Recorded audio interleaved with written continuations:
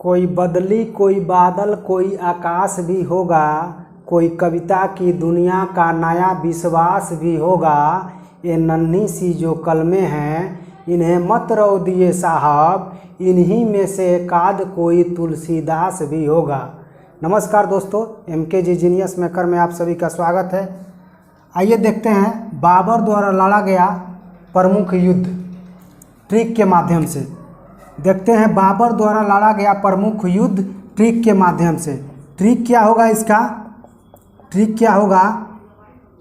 तो देखिए ट्रिक क्या होगा।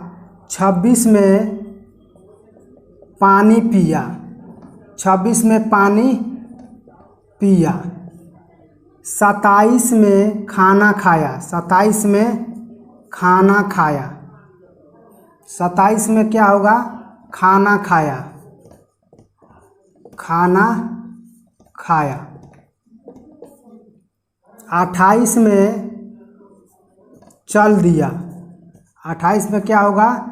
चल दिया, 28 में चल दिया। 29 में घर गया, 29 में क्या किया? घर गया।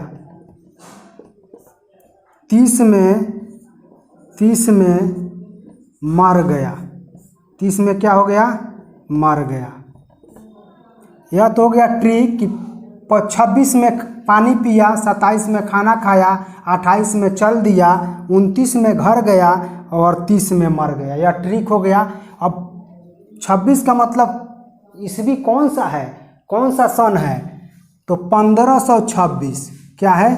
1526। यह है 1527, यह है 1528, यह है 1529, यह है 1530।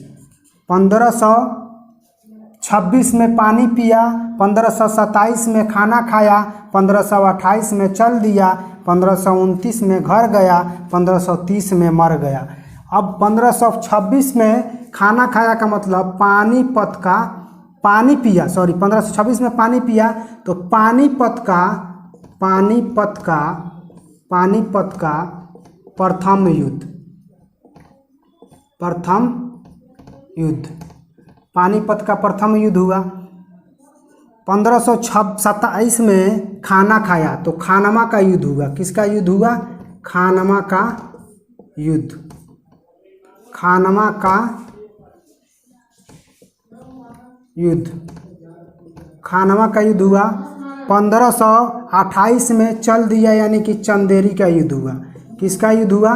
चंदेरी का युद्ध हुआ, चंदेरी का युद्ध हुआ। 1529 में घर गया तो घर का मतलब घाघरा का युद्ध हुआ। किसका हुआ? घाघरा का युद्ध हुआ, घाघरा का युद्ध हुआ। 1530 में मर गया, मर गया का मतलब मृत्यु हो गई। क्या हो गई? मृत्यु हो गई। तो यह ट्रिक समझ में आ गया होगा कि 26 में पानी पिया, 27 में खाना खाया, 28 में चल दिया, 29 में घर गया, 30 में मर गया। 26 में पानी पिया का मतलब पानीपत का प्रथम युद्ध हुआ। यह युद्ध हुआ इब्राहिम लोदी के साथ। 27 में खाना खाया तो खाना से खानमा का युद्ध हुआ। यह खानमा का युद्ध राणा संगा के साथ हुआ। 1528 में चल दिया, चंदेरी का युद्ध हुआ। तो चंदेरी का युद्ध जो हुआ यह मेदिनी राय के साथ हुआ। 1529 में घर गया यानी कि घाघरा का युद्ध हुआ तो महमूद लोदी के साथ हुआ। यह समझ में आ गया होगा। 1530 में मर गया, यहाँ तक किसी को परेशानी नहीं होगी, सबको समझ में आ गया होगा। आप लोग इस ट्रिक को याद रखिएगा, युद्ध याद रहेंगे। यही युद्ध कोई एग्जामिनेशन में पूछे जाते हैं। और एक मैं छोटी सी कहानी सजा करना चाहता हूँ कि दो पत्थर थे।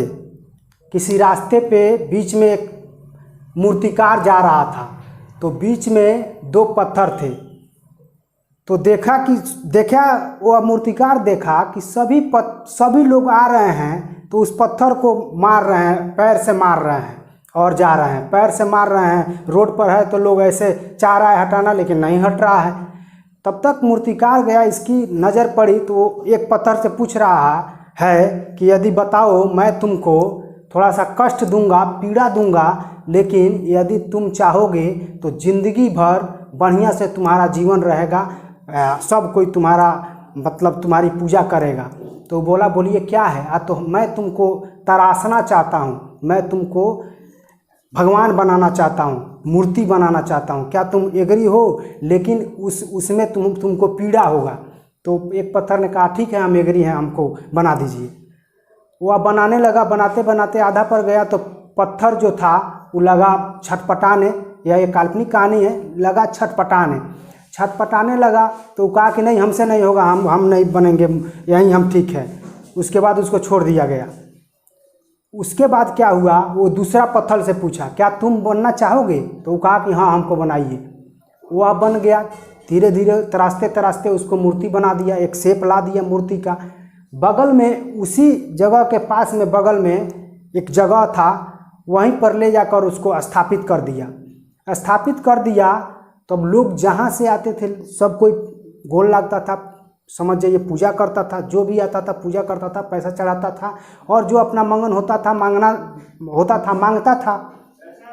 उसके बाद क्या हुआ, लोगों को लगा कि लोग जाते हैं तब नारियल फोड़ा जाता है। क्या फोड़ा जाता है? नारियल फोड़ा जाता है। तो नारियल फोड़ने के लिए उस जो आधा पत्थर जो था, तो उस आधा बना हुआ पत्थर को ले जाके लोग रख दिए, और लोग आते थे उसी पे नारियल फोड़ते थे, और जो पानी होता था वो मूर्ति पे गिराते थे।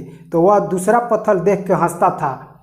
तो इसीलिए दोस्तों कहा जाता है कि समर में घाव खाता है उसी का मान होता है, छुपा उस वेदना में अमर बलिदान होता है, सृजन में चोट खाता है छीनी और हथौड़ी का, वहीं पाषाण कहीं मंदिर में भगवान होता है। नमस्कार, धन्यवाद। फिर मिलते हैं अगले वीडियो में नेक्स्ट ट्रिक के साथ। Thank you.